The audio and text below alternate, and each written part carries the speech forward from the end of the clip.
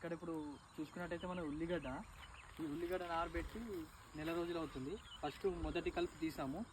దీన్ని మనము ఇక్కడ మొత్తం ఒక 40 గుంటలు ఉంటే దీంట్లో ఒక 30 గుంటలు వేసుకున్నట్టు అయింది.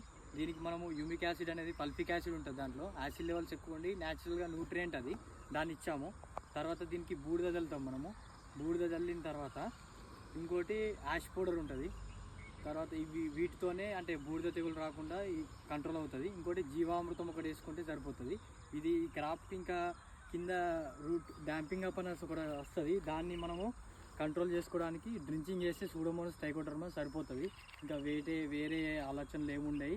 ఇది ఒక 4 నెలల్లో మనకు వచ్చేస్తుంది కంప్లీట్గా. ఇది వచ్చేది కూడా ఇప్పుడు ఈ గుంటాకు వచ్చేసి ఒక 40 కిలోల ఉల్లిగడ్డలు వస్తాయి. 1 కిలో చొప్పున ఉల్లిగడ్డలు 20 రూపాయలకు అమ్ముకున్నా కానీ మనకు ఒక 8,000 కూడా రావచ్చు. ఇది మొత్తం ప్లాట్ ఒక 30 గుంటలకు ఒక 80,000 దాకా రావచ్చు. ఒక 20,000 ఖర్చు అయింది మనకు దీన్ని పట్టుకున్నట్టయితే. సబ్స్క్రైబ్.